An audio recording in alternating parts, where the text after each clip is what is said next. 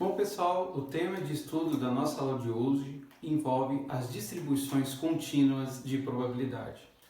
Anteriormente, nós vimos os casos de distribuições discretas que envolviam situações onde o espaço amostral, no caso discreto, era finito. É espaço amostral finito, com elementos que poderiam ser contáveis ou enumeráveis, espaço amostral enumerável. O caso agora contínuo, ele é um pouco diferente, porque agora eu vou trabalhar com um espaço amostral composto por elementos infinitos e não enumeráveis. Elementos infinitos não enumeráveis. A ideia, então, é desenvolver esse método para que nós possamos, assim como no caso das distribuições discretas, obter as probabilidades de fenômenos a serem estudados. Se tivéssemos que utilizar o cálculo diferencial, nós iríamos trabalhar com o caso contínuo, pois a ideia que está associada ao caso contínuo envolve um refinamento do caso discreto, para que a partir desse refinamento nós possamos fazer o estudo desse caso. No entanto, nós não vamos fazer uso do cálculo diferencial no primeiro momento. A ideia aqui é mostrar em que situações você pode aplicar a distribuição contínua de probabilidade e como é o formato da variável aleatória que nós vamos aqui trabalhar. Então a ideia geral é trabalhar com a seguinte representação. Vamos considerar uma variável aleatória, uma VA, variável aleatória,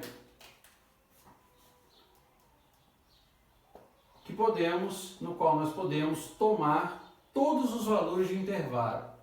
Podemos tomar todos os valores de um intervalo. Essa é a ideia que está associada a uma variável aleatória contínua. E aí o objeto de estudo desse tipo de variável aleatória envolve fenômenos como altura, é um estudo que nós podemos executar com uma distribuição contínua. Nós podemos associar fenômenos com temperatura. Nós podemos associar fenômenos dentro da distribuição contínua como precipitação pluviométrica. Precipitação pluviométrica também é um caso onde a gente pode fazer uso de uma variável aleatória contínua. E, por que não, também nós podemos, no caso de um fenômeno social, estudar o tempo em uma fila de banco. Também é um caso onde a distribuição aleatória de uma variável aleatória contínua se emprega. Ou seja, nós podemos atuar com todos os valores dentro de um intervalo. Então, do ponto de vista técnico, como eu comentei agora há pouco, a distribuição contínua ela pode ser vista como um refinamento da distribuição discreta. Esse refinamento nós podemos interpretar de uma maneira simbólica através de um histograma. Imagine que você tenha o conhecimento de uma distribuição de dados qualquer. Digamos, por exemplo, que você tem uma distribuição de dados que identifique, exemplificando, o número de pessoas que frequentam uma exposição ao longo de um período de tempo. Digamos, que uma exposição científica abra às 8 horas e você mensure a quantidade de pessoas que estão frequentando essa exposição nas horas que vão de 8 até as 12. Então você pode ter uma representação, digamos, discreta de dados que são gerados através de um histograma, como esse que eu estou aqui agora desenvolvendo. No caso, por exemplo, claro, com todo o prejuízo da escala que eu estou usando aqui.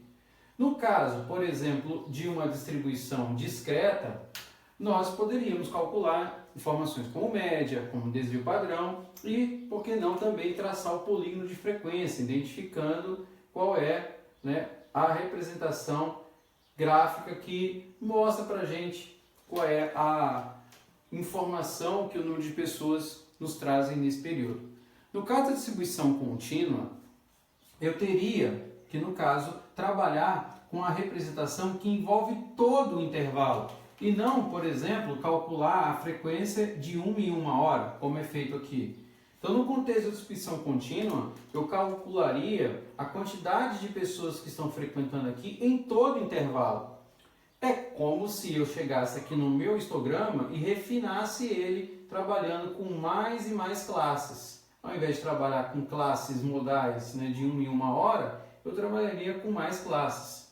Ou seja, no infinito, quando eu trabalhasse com essas classes de maneira mais detalhada possível, eu vou ter uma curva, e esse é o objeto do nosso estudo, que vai representar uma distribuição contínua.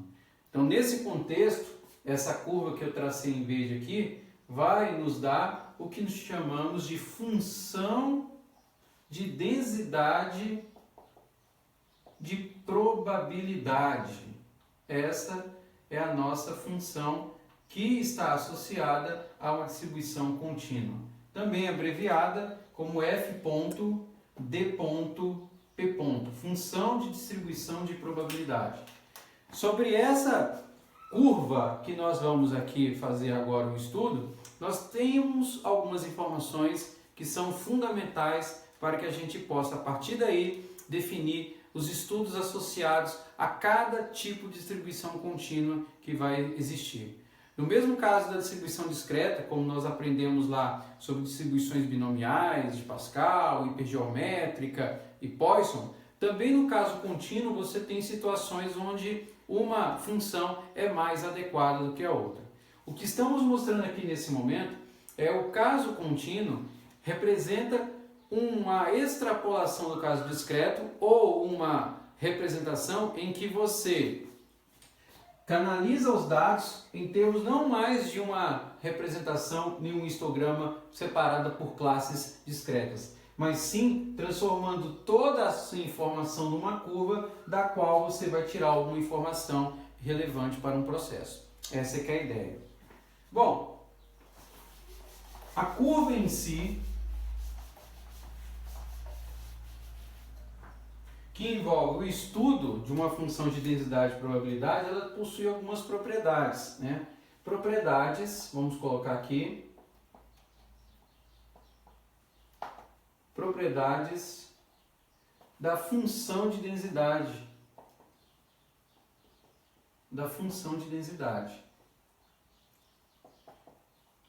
Então, digamos que eu tenha agora a representação gráfica, né, de uma função de densidade e probabilidade, uma curva qualquer. Digamos que eu tenha uma curva nesse sentido, algo assim. Sobre essa curva que representa, né, a função de densidade e probabilidade, você tem algumas características que são clássicas sobre ela. A primeira característica indica que a área sob a curva é sempre igual a 1. A área sob a curva é 1.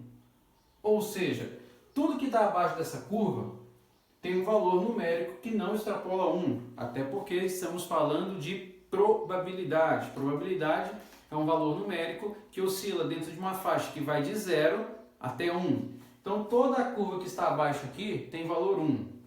A segunda característica é que se eu quiser calcular, por exemplo, a informação de um evento específico dentro dessa curva, digamos que eu quero calcular a probabilidade de que um dado evento, que um dado fenômeno esteja entre um ponto A e um ponto B. Isso, tecnicamente, em termos da análise da curva, é calcular dentro dela qual é a probabilidade de que esse fenômeno ocorra numa faixa que vai de um ponto A até um ponto B. Ou seja, isso daqui vai representar, em termos matemáticos, a densidade de ocorrência desse fenômeno, ou a probabilidade com que ele ocorra. É daqui que, mais uma vez, a gente menciona que não faremos uso do cálculo diferencial, porque essa ideia de calcular a área abaixo dessa curva pode ser entendida basicamente como uma integral de uma função que você pode executar, desde que você conheça essa função. Então, nós não vamos fazer, nesse momento, uso dessa relação. Tá? E uma outra informação que é complementar a essa é dizer o seguinte, olha, que essa curva f de x aqui, uma terceira propriedade, ela é sempre maior ou igual a zero. É essa que é a ideia. Tá? Uma quarta e última observação, que envolve a propriedade dessa curva, é uma condição bem interessante acerca do que nós vamos estudar. Imagina mais uma vez que você tem uma distribuição de probabilidade, uma função de densidade. Digamos que a nossa função de densidade agora seja uma estrutura retangular de um ponto A igual a zero, aqui na origem, né, até um ponto B. E eu tenho a informação seguinte, olha, que P de x igual a um ponto x0 é igual a zero. Do ponto de vista matemático, estou dizendo que a probabilidade de ocorrência desse ponto é igual a zero. O que implica dizer o seguinte, olha, se eu pegasse o meu ponto B e movesse ele em relação a A, o que aconteceria com o meu retângulo? Ele ficaria cada vez menor em área, até o ponto em que ele zeraria.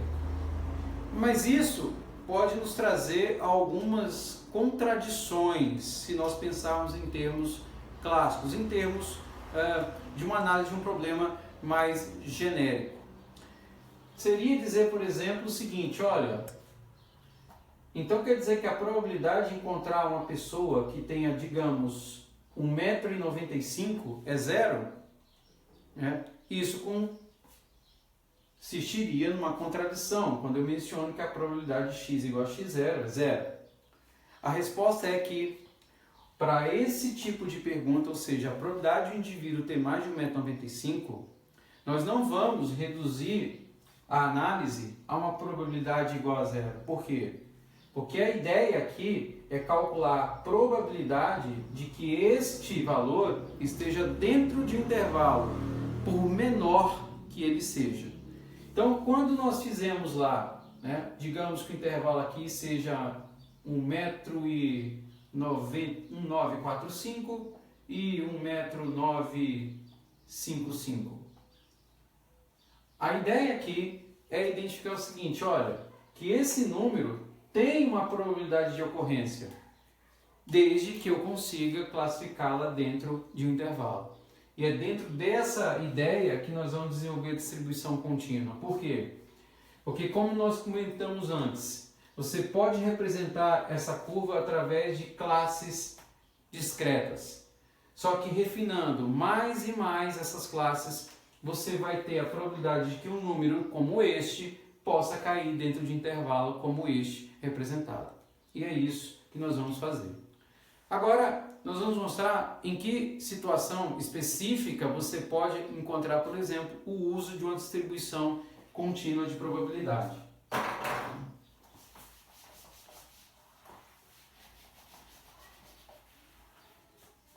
Imagina que eu tenho o seguinte exemplo, né? E aí vamos colocar isso aqui de forma genérica, né? O tempo de espera de uma pessoa numa fila de banco. Tempo de espera em uma fila de banco.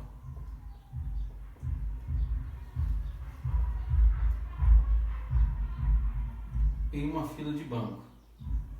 Então, imagina o seguinte, nós tenhamos uma representação gráfica que me traz a seguinte informação, que não é difícil também de associar. Você tem a frequência, né, de pessoas que estão aqui e o tempo que leva para que elas sejam atendidas. Qual é a ideia? A ideia é que à medida que o tempo passa, a quantidade de pessoas que deixam de ser atendidas vai diminuindo. Ou seja, nós esperamos que à medida que você esteja numa fila de banco, você seja atendido dentro de um certo tempo, embora esse tempo, à medida que passe, vá fazendo com que essa frequência comece a ser menor. Ou seja, nós poderíamos pensar numa distribuição gráfica que envolve essa formulação. Ou seja, a frequência de pessoas que em função do tempo vai diminuindo até você atender. E aí é que vem a ideia. Ou seja, para essa curva, nós temos como representar uma função associada a ela. E aí, no caso dessa curva, que ela tem um padrão exponencial, uma função de probabilidade adequada seria pensar numa estrutura da forma 1 sobre beta vezes a exponencial de menos x sobre beta, onde x aqui é maior ou igual a zero. Não nos interessa saber nesse momento que essa curva é dada por essa função e quem é o parâmetro beta, o que ele representa. Mas sim, é deixar muito claro que numa distribuição contínua eu vou associar o comportamento de um fenômeno a uma função e não mais uma representação discreta. Então, dentro dessa análise, nós vamos fazer estudo de distribuições como a distribuição uniforme e a distribuição normal. A primeira delas, a segunda delas, a distribuição normal, é a mais importante nesse contexto. Ela vai nos dar aí informações interessantíssimas sobre uma grande gama de eventos dos quais nós faremos usufruto a partir de agora.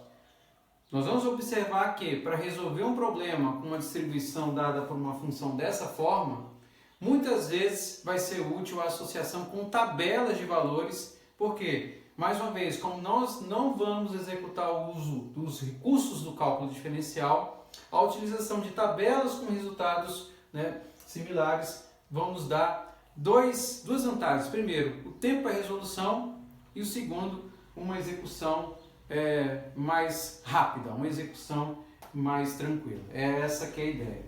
Então vamos lá. Vamos falar agora da distribuição normal. A primeira das distribuições contínuas.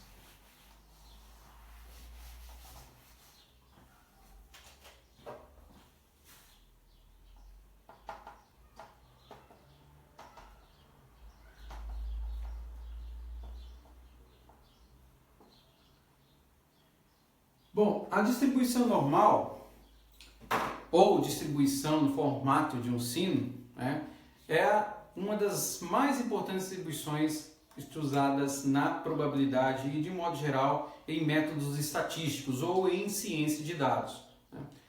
A origem dessa distribuição está associada à mensuração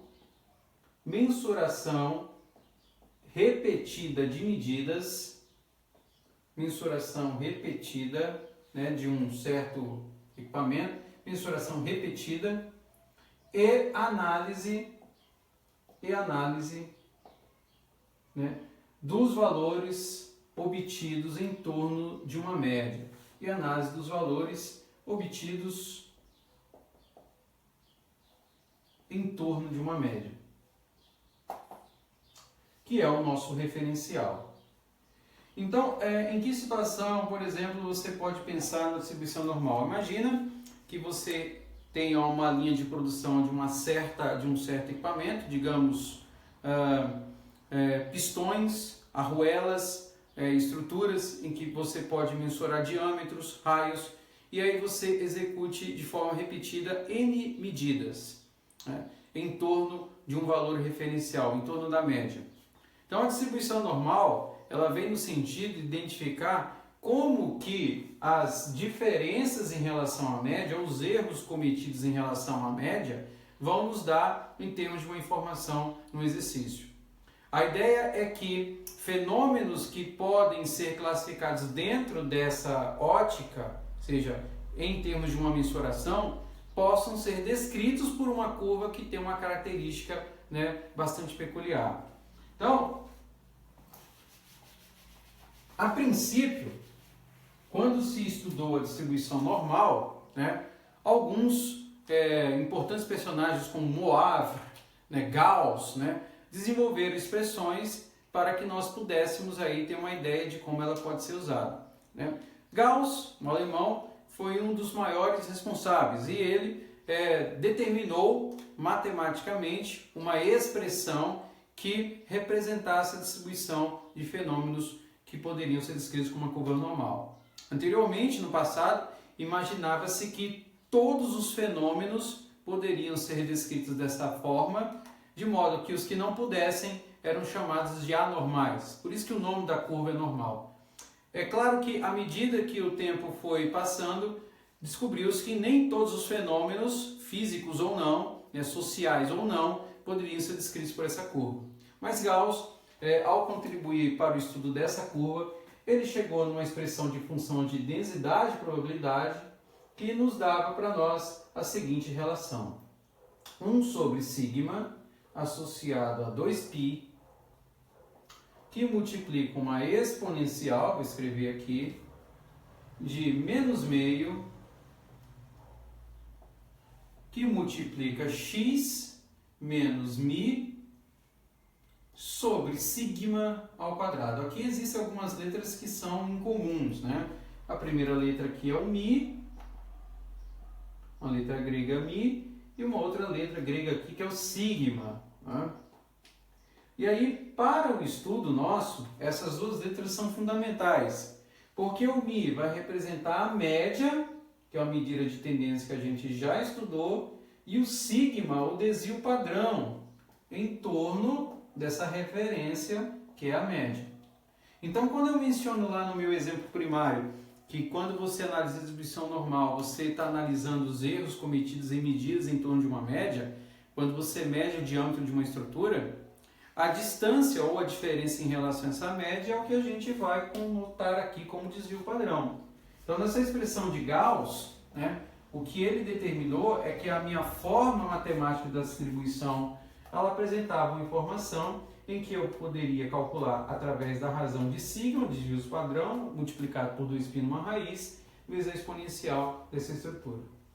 Aqui já é um dos motivos para o qual a gente não vai fazer usufruto dessa expressão. Porque, matematicamente, pensando numa distribuição contínua, integrar uma função como essa, ela é muito mais complicada do que uma função, digamos, de primeiro grau, ou uma função exponencial, como escrevi aqui naquele exemplo lá da fila de banco. Então, a ideia é analisar essa distribuição normal em termos da curva característica, que eu já mencionei que tem a forma de um sine, que a gente vai desenhá-la, e extrair elementos aí dessa curva que são fundamentais para que nós não façamos uso dessa relação, mas sim de uma forma bem mais interessante que veremos mais na frente, ok? Então vamos lá, né? Considerando aqui que x pertence aos reais, né? Não coloquei isso, mas sim. Bom, a curva de distribuição normal, ela tem esse aspecto que eu comentei que é peculiar, né? Ela tem uma forma de uma estrutura em sino. Então imagine que eu tenho um eixo do tipo cartesiano, como esse, e aí sobre esse eixo eu tenho a descrição dessa curva aqui, ó. Essa é a curva que matematicamente Gauss desenvolveu em termos daquela equação. E aí, sobre essa curva, nós temos aqui algumas informações que são bem interessantes para análise, né? Que informações são essas? Essa curva, que é a curva normal, ou curva em forma de sino, é a curva que representa graficamente a distribuição de probabilidade de um certo fenômeno. Então, sobre essa curva, nós temos que o maior valor, ou seja, características, né? Vamos colocar aqui, características. Sobre ela nós temos algumas informações importantíssimas, vamos colocar aqui. A primeira delas, que ela está centrada na média, ou seja, que é o valor que ocorre com maior frequência aqui, ou seja, tem uma média μ, e que ela está, né, em uma posição μ menos sigma, μ mais sigma. Onde μ é média, como eu acabei de mencionar, e sigma, que é a segunda característica, seria o nosso desvio padrão. Desvio padrão é sigma. Onde a moda dessa distribuição, se nós lembrarmos lá das medidas de tendência central, né, a moda é o valor que ocorre com maior frequência. Essa moda acontece exatamente na posição x igual a μ. Ou seja, aqui estou dizendo que nesse ponto ocorre a maior frequência dessa curva. Nesses dois pontos que eu tenho aqui, são os pontos que aí sim, fazendo agora um pouco de referência ao cálculo diferencial, eu tenho pontos de inflexão. Ou seja, onde a curva muda de concavidade. Então aqui eu estou dizendo o seguinte, olha, que na faixa que está entre μ menos μ e μ mais sigma, você tem uma mudança de concavidade, são os pontos de inflexão. Então nesses pontos aqui, vamos colocar dessa forma, pegar um outro... Vamos colocar aqui, ela tem pontos de inflexão, vou colocar aqui como característica 4, pontos de inflexão em x, né, igual a μ mais ou menos sigma, ou seja, a esquerda e a direita dessa curva. E claro, para qualquer valor que está abaixo dessa curva, o valor de x está dentro dessa faixa de intervalos que aqui nós estamos especificando. Então essa é uma das principais características. Uma outra característica que é fundamental, né, é que, mais uma vez, assim como nós mencionamos lá na introdução, a área abaixo dessa curva, vamos colocar aqui como quinta característica, a área total, mais uma vez, é 1. A área total é igual a 1. E ela é assintótica aqui, ó, à esquerda e à direita. Ou seja, ela vai se aproximando de zero à medida que ela vai se afastando em torno da média. Em outras palavras, em torno da média você tem as frequências mais relevantes e à medida que você se afasta a partir da média para a esquerda e para a direita, a tendência é que isso se aproxime de zero. Ou, em termos clássicos, os resultados mais raros ocorram a partir do valor da média, se afastando pela esquerda e pela direita da função. Essa é a ideia. Sobre essa curva, o que nós vamos aqui calcular é a área abaixo dela. Então, quando nós fizermos isso, vamos apagar aqui e redesenhá-la, o que eu vou, na verdade, obter é a probabilidade de que um dado fenômeno ocorra dentro de um intervalo. Então, se eu tenho aqui, por exemplo, o meu ponto de maior incidência, eu vou obter com essa curva a seguinte informação. Olha, eu vou calcular a probabilidade de que um dado fenômeno ocorra dentro de uma faixa de valores que está entre A e B. Mais uma vez, se nós tivéssemos que usar o cálculo diferencial, nós teríamos que executar essa conta no intervalo de A até B com uma função f de x dx. Mas que função é essa? É aquela função de Gauss, que é uma função bastante complicada. Então nós não vamos fazer isso, sempre deixando claro que o que nós vamos fazer é uma mudança aqui, né, de perspectiva, utilizando, né, uma variável padronizada. Sobre essa curva normal, né, nós temos mais duas observações interessantes antes do próximo passo, que é dizer o comportamento dela em termos de valores da média e de desvio padrão. E aí é uma ideia bem interessante analisar isso para a curva por conta, né, dos dados que nos são gerados.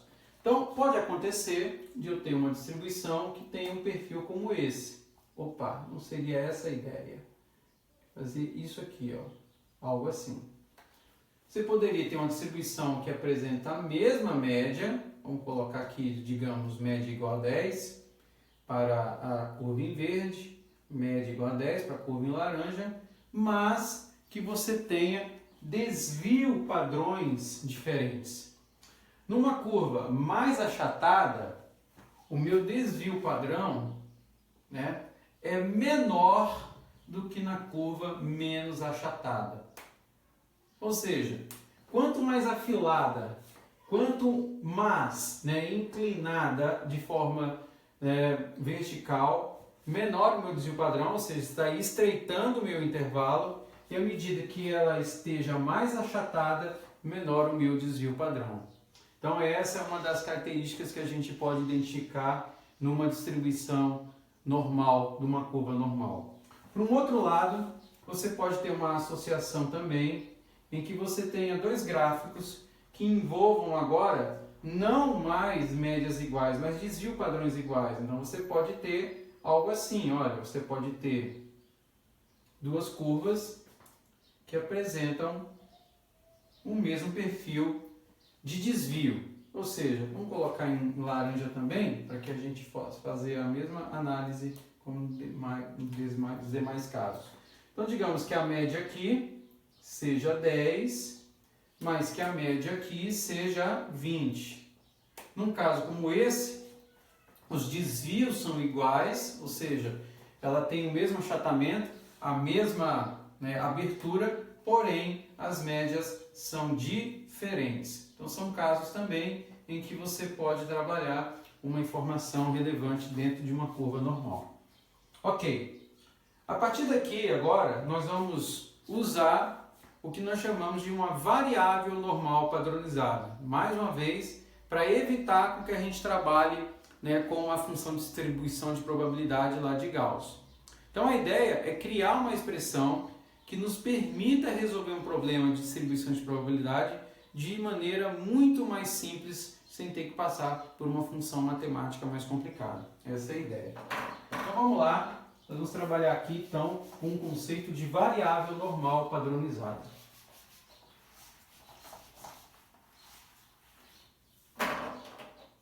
Variável normal padronizada.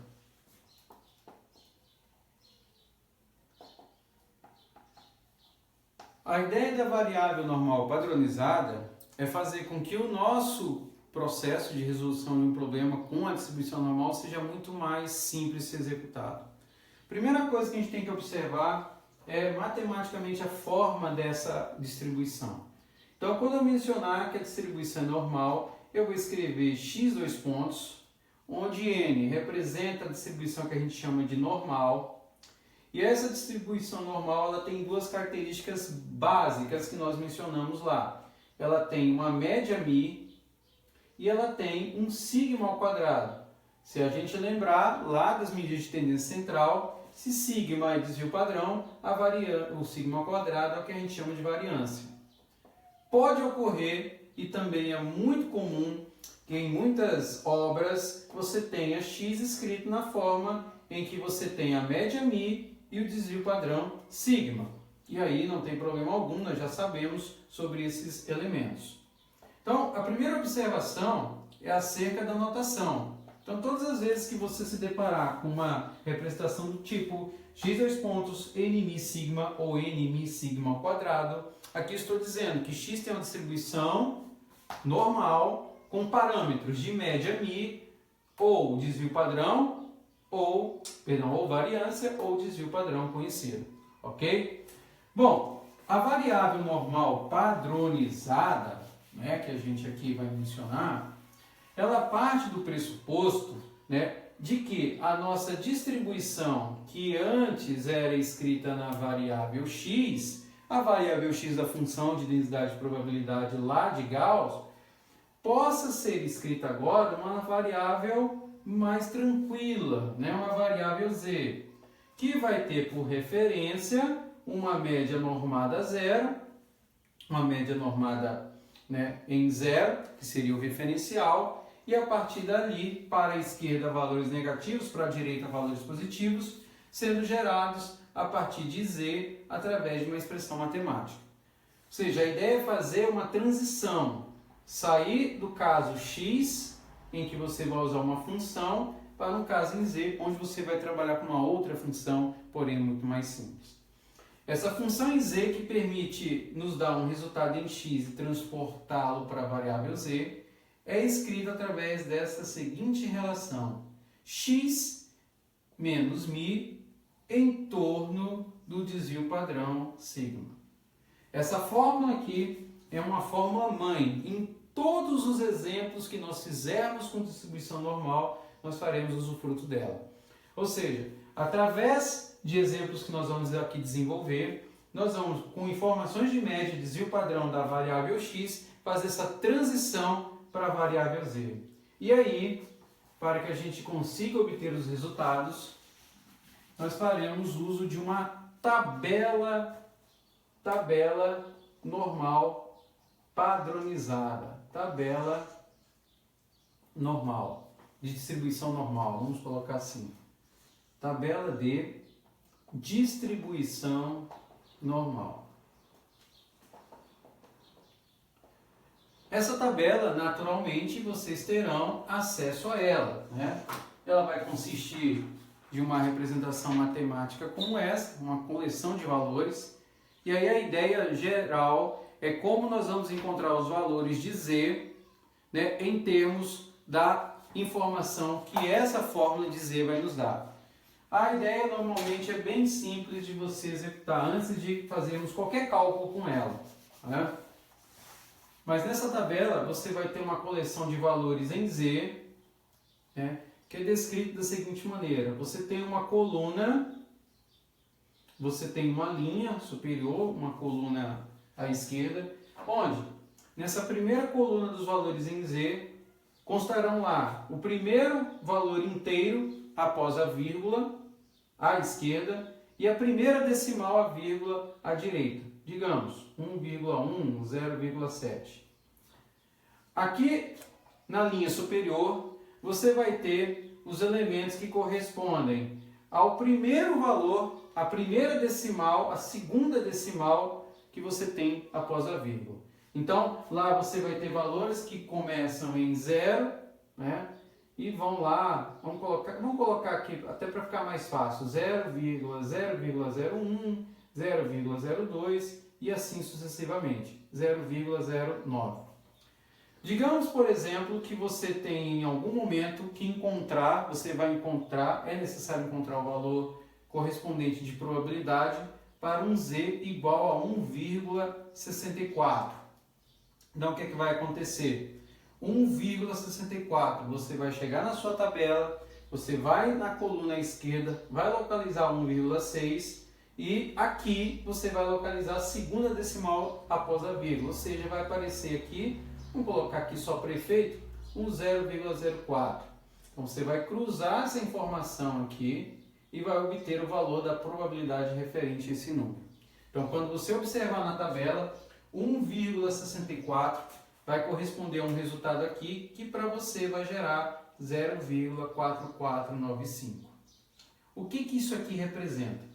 Representa a probabilidade de ocorrência de um fenômeno quando o z que você calculou foi gerado através daquela expressão que eu apaguei aqui há pouco, que nós vamos usar ela várias vezes, resultar em 1,64. É aqui que é a vantagem, que ao invés de você usar uma função, você cai direto no uso de uma tabela para gerar o valor da probabilidade envolvida. É isso que nós vamos fazer agora com uma série de exemplos.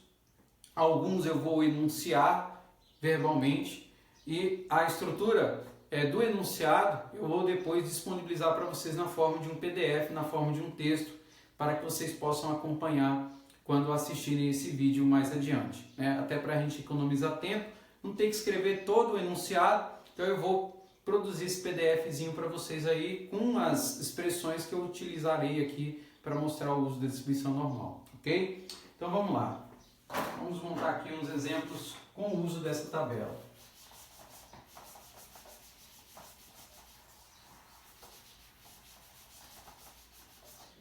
O primeiro exemplo aqui é o seguinte, vamos lá, exemplos. Exemplo 1.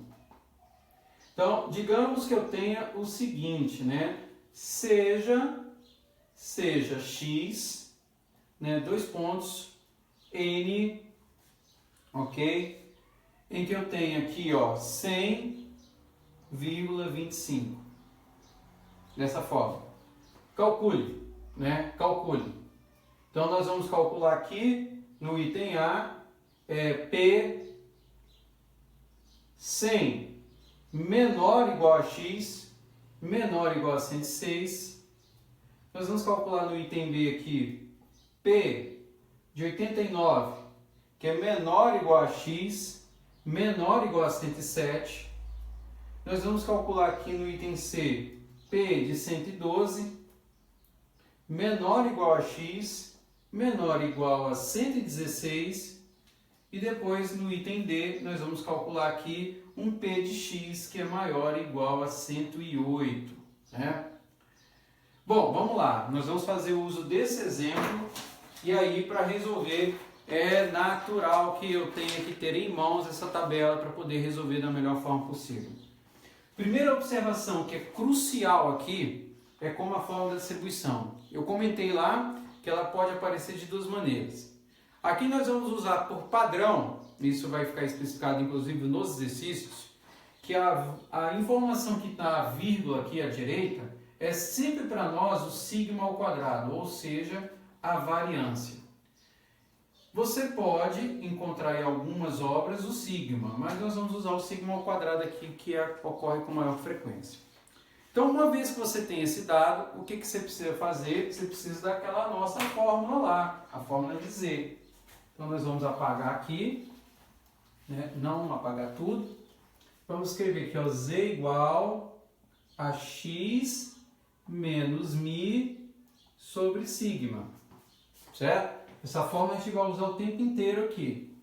E aí nós vamos usar ela para calcular a probabilidade de quê? E aí a gente começa o exercício. Uma distribuição N tem média 100 com variância 25.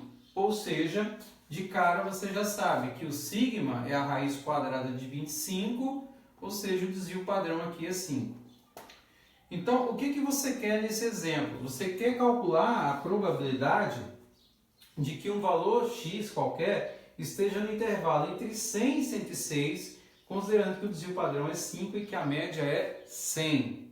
Então, o que a gente vai fazer aqui, de maneira mais detalhada aqui nos primeiros exemplos, nós vamos construir, né, a distribuição em termos da curva para x e calcular ela em relação a z, usando essa variável normal padronizada.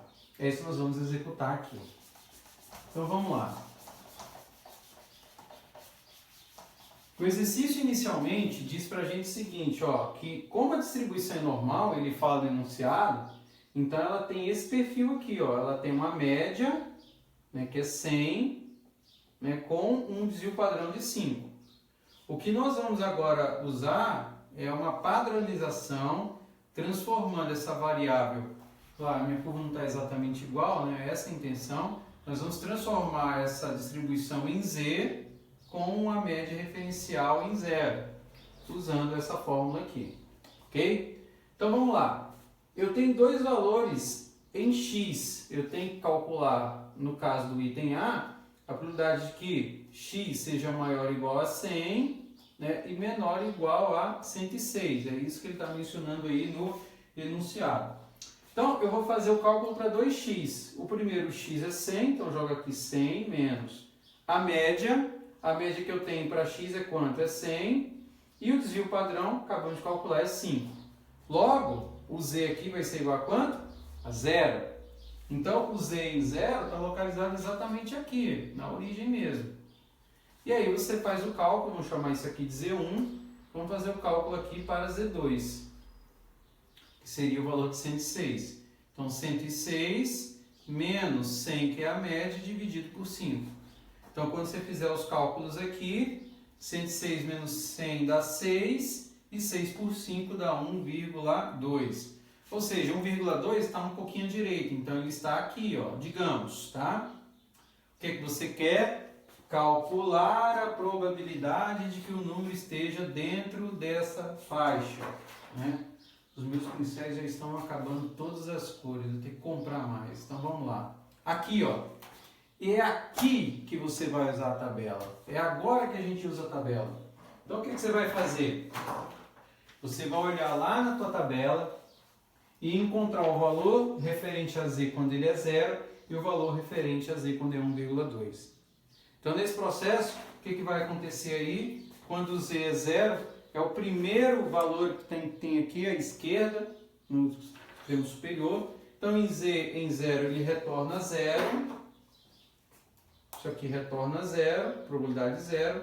E o z em 1,2 é 1,2 aqui, na coluna à esquerda, cruzando com o valor de zero na primeira coluna da linha superior. Por quê? Porque é 1,2, é como se fosse 1,20. Então, quando você olhar lá e cruzar 1,2, ele vai retornar para a gente 0,3849. E aí o cálculo é obter a probabilidade que vai de 0 até 1,2, que é 3849. É como se, na verdade, eu estivesse fazendo a subtração de 3849 com zero. Você está calculando entre 0 e 1,2. Então, a probabilidade de que x esteja entre 100 e 106 é essa diferença, 0,3849 para 1,2 menos 0. Logo, a resposta é 0,3849. É isso, apenas isso que é necessário fazer para resolver o problema. E aí está resolvido o item A. Todos eles seguem a mesma linha de raciocínio. A diferença é que pode e vai ocorrer, vocês vão perceber nos outros exemplos, que eu posso ter z negativo, eu posso ter mais de um valor aqui do lado direito ou do lado esquerdo da função. Como eu posso também ter apenas um valor só de um lado da função. É isso que nós vamos observar. Então são esses cenários que vão identificar em que momento você pode somar, você pode subtrair a tua função envolvida. Beleza? Então é isso daí. Vamos lá para o próximo exemplo, no item B. Não vou nem apagar essa fórmula aqui, para que a gente faça os cálculos.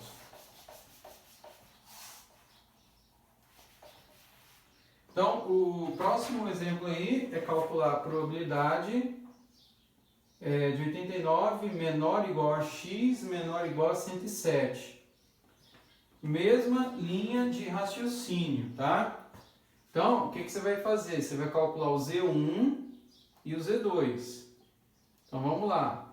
O Z1 é o referente ao x1, que é 89, menos a média, produzir o padrão, que é 5, e o Z2, que é 107, menos a média, dividido por 5. Então, aqui, quando você calcular 89 menos 100, dá menos 11, que por 5 vai dar menos 2,2. E aqui, 107 menos 100 dá 7, que por 5 dá 1,4. Ou seja, já escrevendo a curva aqui na variável z, vamos fazê-la aqui, ó, com a média aqui do jeito que a gente calculou. Vou fazer aqui, só tem esses agora. Então você tem que um z está aqui, que é menos 2,2, e o outro z está aqui, que é 1,4. O que você quer calcular é, na verdade, a probabilidade que está aqui, ó, nessa faixa, mais essa faixa. Ou seja, em termos, é como se você estivesse calculando a probabilidade de quem? De z ser maior ou igual a menos 2,2 e menor ou igual a 0, mais a probabilidade de z ser maior ou igual a 0 e menor ou igual a 1,4. Na prática, você vai calcular dessa forma, somando as duas contribuições. E aí que vem o uso de um detalhe, não havia ainda comentado, mas a curva nos dá isso, que é a questão dos valores. Se você olhar na tabela, não tem nenhum valor negativo para z na coluna esquerda, mas essa curva tem uma característica que é, interessantíssima nessa análise. Ela é simétrica em relação à média. O que quer dizer isso? Ela tem uma simetria. Todas as curvas, no caso da distribuição normal. O que você tem de distância de zero à esquerda e à direita, em termos de valor, se for o mesmo à esquerda, vai representar numericamente a mesma coisa à direita, desde que os números sejam iguais. Em outras palavras, calcular a probabilidade de 0 a menos 2,2 é a mesma coisa se eu calculasse de 0 até 2,2 positivo. Então, quando você observar na sua tabela esse valor 2,2 negativo, que ele não aparece, é como se na prática você estivesse trabalhando com o valor o quê? Positivo. Por quê? Porque a probabilidade aqui, ó, nessa faixa, por conta dessa característica da simetria, é a mesma.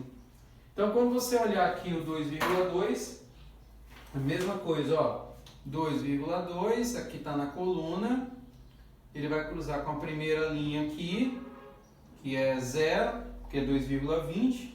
Então, quando você fizer isso, deixa eu pegar aqui meu Então, para 2,2 ele vai gerar o resultado aí de 0,4861. 0,4861. E quando você usar o z igual a 1,4 na mesma linha, dá 0,4192. E aí, como você precisa somar essas duas contribuições, então você vai usar aí a sua calculadora e vai somar 0,4861 mais 0,4192. Então, o resultado disso daqui é uma soma, né, que vai gerar para a gente 0,9053. Ou seja, a probabilidade que você tenha um valor X, que está entre 89 e 107, é de mais de 90%. E aí você pode até pensar de forma intuitiva, olha, a média é 100 e o desvio padrão é 5. Ou seja, em média, 100 mais 5, 105, 100 menos 5, 95. Então a chance de você ter um valor dentro de uma faixa que está inclusive fora do desvio padrão, mas dentro da média, é alta. Tem que ser alta. E aí, no caso, a gente obteve. Sempre reitero. Aconteceu que os dois valores estão de lados opostos. Então, nesse caso, você executou uma soma para resolver. É isso que a gente fez. Então, vamos lá. Vamos para o próximo exemplo aqui, item C.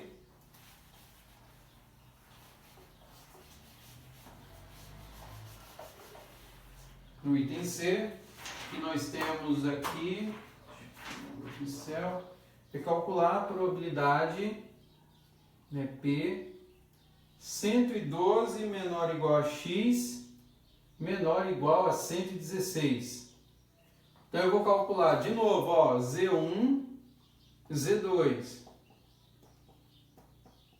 Então eu vou ter 112 menos a média por 5, 116 menos a média dividido por 5. Então aqui eu tenho 12 dividido por 5 e aqui eu tenho 16 dividido por 5.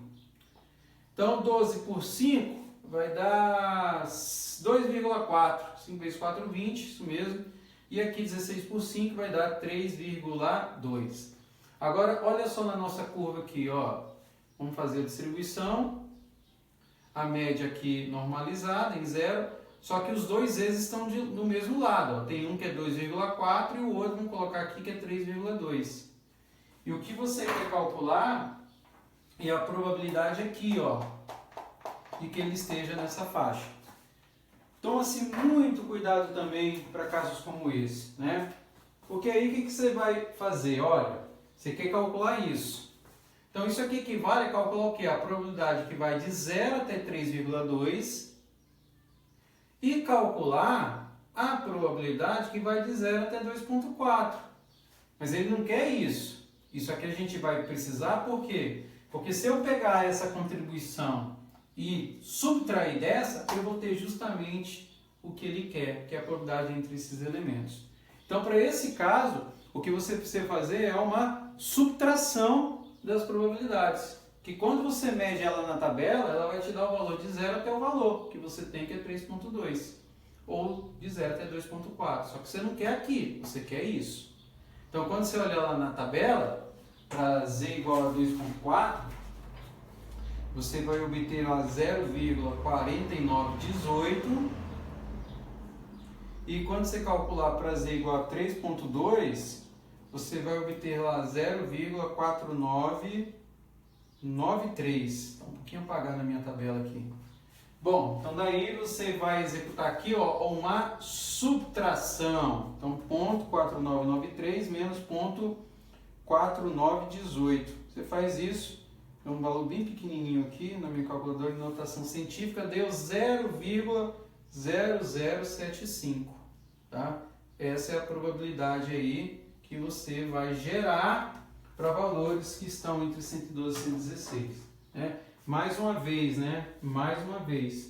a média é 100, desvio padrão é 5. 105, lá no limite, para acontecer algo entre 112 e 16, ele está bem no extremo, né, à direita, bem na parte assintótica da curva, ou seja, bem próximo de probabilidade igual a 0. Essa é a ideia que a gente tem aí, ó, e isso resolve para nós o item C. E aí vamos agora o último item desse primeiro exemplo, item D.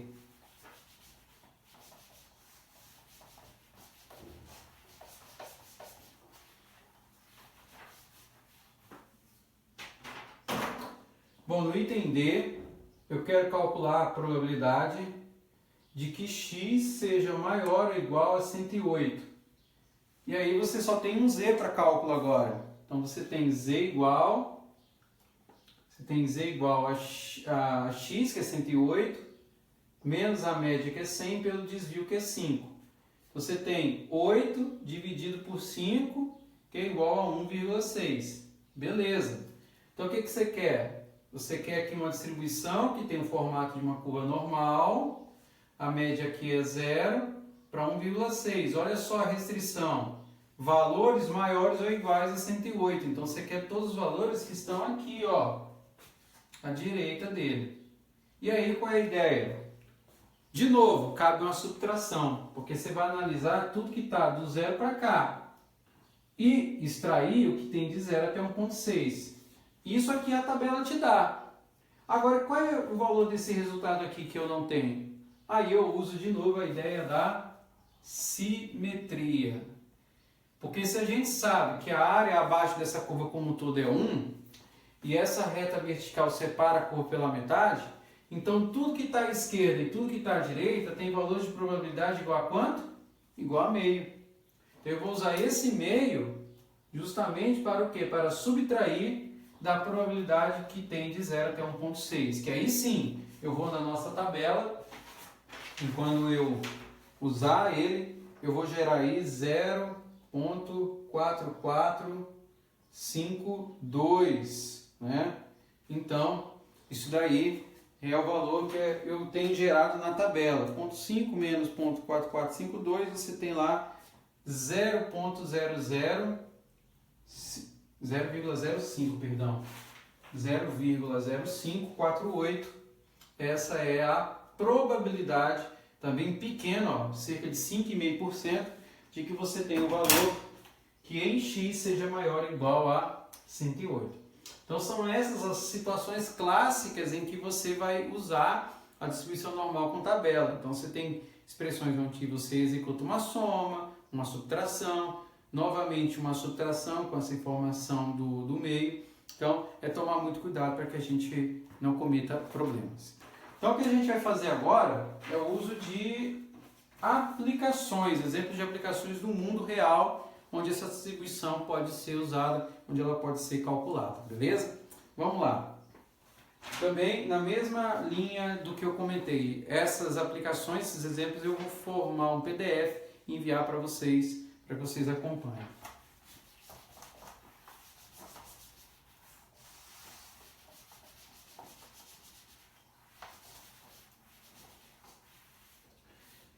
Bom, o exemplo 2 aqui é o seguinte, vamos lá, exemplo 2. Um fabricante de baterias sabe por experiência própria, né, que as baterias de sua fabricação, de sua fábrica, têm vida média de 600 dias e desvio padrão de 100 dias, sendo que a duração tem aproximadamente distribuição normal. Olha ele falando de distribuição normal. Ele oferece uma garantia de 312 dias, isto é, ele troca as baterias que apresentarem falhas nesse período. Ele fabrica 10.000 baterias mensalmente.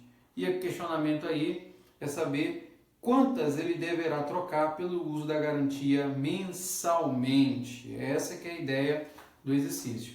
E aí, para que a gente possa resolver esse exercício aí, eu preciso identificar quais são os elementos envolvidos, né? Então ele fala o seguinte, olha, que ela tem uma vida média, mi, de 600 dias, isso ele menciona no exercício, com um desvio padrão de 100. Ele já menciona o desvio padrão aqui, ó, de 100 dias. Tá? Isso em qual variável? X. Por quê? Essa variável x está mencionando o quê? A duração da bateria. Isso aqui está em x. O que a gente vai fazer? Nós vamos transformar isso aqui na variável z, que é a variável que a gente consegue trabalhar usando a tabelinha nossa lá de referência. Então nós vamos fazer essa mudança para z escrever em termos de x menos μ sobre sigma, né? E aí que informação que a gente vai usar para resolver esse problema agora em termos clássicos? Nós vamos trabalhar com o fato de que ele diz o seguinte, olha, ele oferece uma garantia de 312 dias, né? Ou seja, ele troca as baterias que apresentarem falhas nesse período. E ele menciona aí que ele fabrica mensalmente 10.000 baterias. Então, o que eu preciso fazer? Eu preciso, então, usar a informação dos 312, né? Que é a da garantia. E aí, a interpretação que eu vou ter do problema, ele é bem interessante, porque eu vou calcular o z. Ok, isso não é difícil. Z é igual a x, que é 312, menos a média, pelo desvio padrão, que é 100. Então, z vai ser igual a 312 menos 600, vai dar menos 288, que dividido por 100 vai dar um z aí de menos 2,88. Ou seja, o z é menos 2,88. Ok, a gente vai representar isso no nosso gráfico.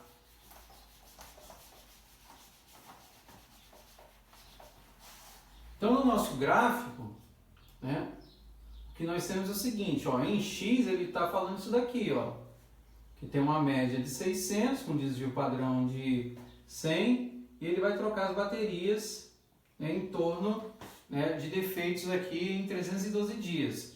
Só que em Z, nós temos o seguinte agora, né, fazer aqui o gráfico, né? Em Z, a nossa referência da variável normal está aqui e ele tem um valor negativo, menos 2,88. E aí nós voltamos mais uma vez aqui para o problema. O que ele fala aqui? Olha, ele oferece o garantia 312, isto é, troca as baterias que apresentarem falhas nesse período. Ou seja, ele vai trocar as baterias se elas falharem antes do período de garantia. Antes do período de garantia, não são os valores que estão aqui à esquerda, 312? Ou seja, os valores que estão à esquerda de menos 2,88.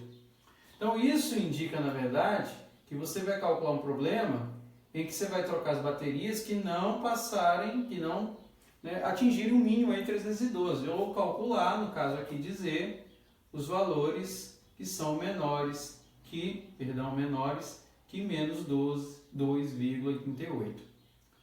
Então, o que você vai fazer? Você vai olhar lá na sua tabela e encontrar o valor para Z, que é igual a menos 2,88.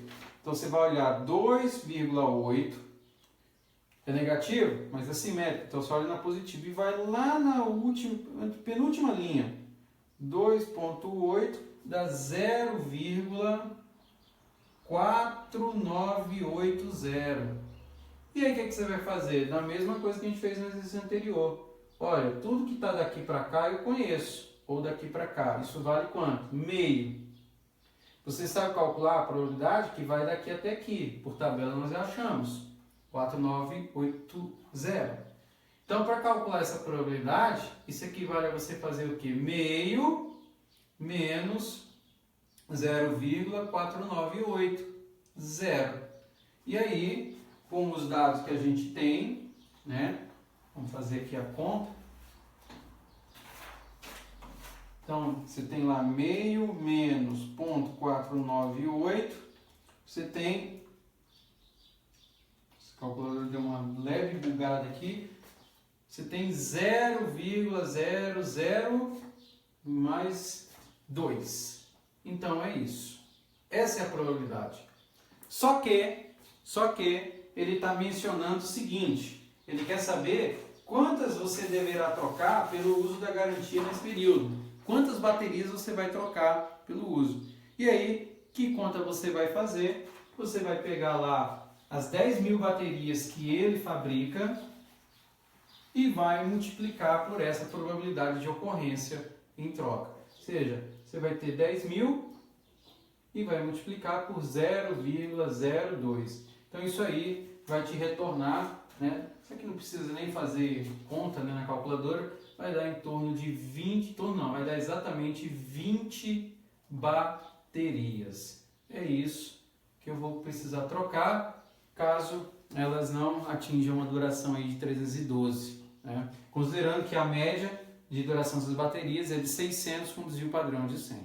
E isso representa para nós a resposta desse segundo exemplo aí usando a distribuição normal, beleza?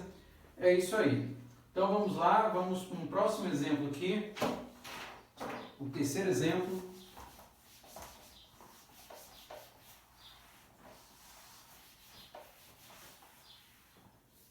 Exemplo 3.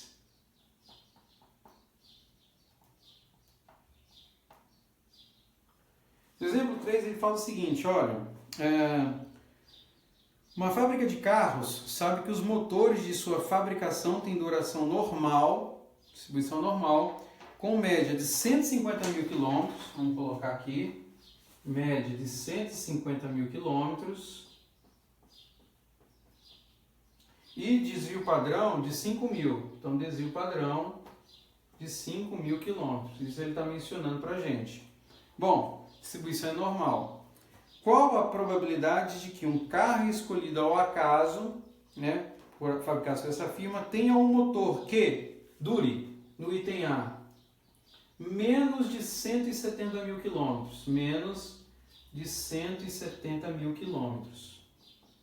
No item B, ele quer saber entre 140 mil e 160 mil quilômetros, 165 mil quilômetros. E no item C, que eu considero agora nesse exemplo mais interessante, é o seguinte: se a fábrica substitui um motor que apresenta duração inferior à garantia, qual deve ser essa garantia para que a porcentagem dos motores substituídos seja inferior a 0,2%? Questão bem interessante esse do item C aqui para cálculo. Então vamos lá, né? Vamos lá para executar isso aqui. Bom, mesma história, distribuição normal, então você tem uma curva normal, né? Você tem uma curva normal, onde você tem uma média conhecida, a média é 150 mil, 150K, né? E o desvio padrão de 5 mil. Você vai transformar isso na variável Z, porque fica mais tranquilo de executar. E aí, em cada caso, você vai usar uma forma de resolução em curva, né? Então, no caso aí do Z para o item A, Z no item A, você vai precisar de quem? Do X, que para nós é 170 mil, menos a média, que é 150 mil, dividido pelo desvio, que é 5 mil. Fazendo as contas, 20 mil por 5 mil dá 4. Como você quer calcular os valores de Z que são menores do que 4, então a curva vai ficar assim, ó. Você vai ter a média aqui em Z, que é 0, e um valor aqui, ó, 4. Isso aqui é tudo que está à esquerda. Então, tudo que está aqui, ó, vai passando para o outro lado. Como é que você calcula nesse caso? Você sabe que o que está de 0 para a esquerda e para a direita já é conhecido para nós. Vale quanto? Meio. Mas o que vai de 0 até 4 é a tabela que vai te dar. Então, quando você pegar a tabela lá, o valor em 4,0 é de aproximadamente meio. Então, né, mais meio. É claro que isso aqui está muito aproximado, né? O valor ser muito aproximado. Então, a chance, a probabilidade de que, de fato, você tenha que trocar um motor com menos, né? E você tenha um motor que dure menos de 170 mil quilômetros, é de aproximadamente 100%. Ou seja, a probabilidade de você ter um motor que dure menos que 170 mil com base nesses dados é praticamente 100%. É essa que é a ideia que está aqui exposta nesse exercício, né? Por quê? Porque ele diz que a média é 150 mil, né? A média de duração dos motores é 150 e o desvio padrão é de 5 mil. Então, a probabilidade que você tenha um carro escolhido, estou falando de motor, é carro, a probabilidade que você tenha um carro escolhido e que tenha um motor que dure menos de 170 mil quilômetros, é obviamente que é um valor muito próximo de 100% com base nos dados que foram gerados. Beleza? Isso aqui é a resolução do exercício. Dependendo da tabela, ele vai dar um resultado bem próximo de 1. Mas aqui na tabela que eu tenho, ele já arredondou. Entre 140 e 165 mil quilômetros. Mesma história, vamos lá. Aqui eu preciso calcular 2 vezes, né? Então, o Z1. Então, Z1 é igual a 140 mil menos 150 dividido pelo desvio. Então, você tem menos 10 mil por 5 mil dá menos 2. E aí o Z2 é igual a 165 mil menos 150. E isso aqui vai dividir também por 5 mil. Então, 165 menos 150 dá 15. 15 mil por 5 mil dá 3. Então, nesse caso aí, o que nós temos, né, é uma curva padrão normal, em que o Z que eu vou calcular está entre menos 2 e 3. Entre menos 2 e 3. Mesma história que nós fizemos lá no primeiro exemplo. Ó, eu vou calcular a probabilidade que vai de menos 2 até 0 e de 0 até 3. E nesse caso, o que eu vou ter que executar é uma soma dos valores envolvidos. Então, para menos 2 na tabela, nós temos aí o caso de 2 que é 0,4772. E no caso de Z igual a 3, nós temos aí 0,4987. Então, quando eu somar as duas informações, ponto 4772 mais ponto 4987, você vai chegar aí no valor de 0,9759. Ou seja, a probabilidade de um carro ter um motor que dure entre 140 e 165 mil quilômetros é de quase 98%. De novo, tem referência em relação à média que a gente tem, que é 150 com desvio padrão baixo de 5 mil. Ok. Aí no item C, que é o item que eu comentei que era o mais interessante, o que ele fala aí?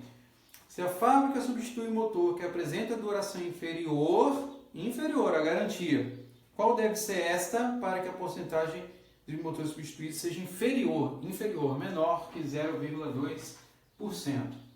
Então, a ideia aqui é o seguinte: a gente não sabe qual é essa garantia. Nós não sabemos quem é a garantia. Vou colocar aqui X alfa, garantia. Por que eu vou escrever assim? Porque o exercício está nos dizendo o seguinte: olha, a probabilidade de X ser menor ou igual a X alfa, que é a garantia, tem que ser um valor que é da ordem de 0,2%. Como ele está mencionando aí, 0,2%. Então é 0,002. Eu quero saber qual é o valor dessa garantia que me permita dizer que os motores só vão ser substituídos numa informação percentual dessa natureza, dessa magnitude, 0,2%. Então, em outras palavras, o que ele está dizendo é o seguinte: olha, ele me dá uma curva aqui, em X, tá? Para começo de conversa, uma média aqui. Só que eu não sei o valor dessa garantia aqui. Ele só sabe que ele vai substituir os motores se o valor aqui for de 0,002, os tais 0,2%. Então, esse problema aqui, ele é diferente em relação à montagem, não da fórmula. A fórmula é a mesma, Z igual a X menos μ sobre sigma.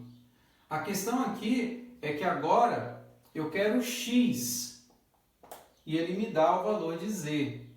É isso que a gente quer calcular. Quando ele fala me dá o valor de Z, é de uma maneira implícita. Por que é implícito?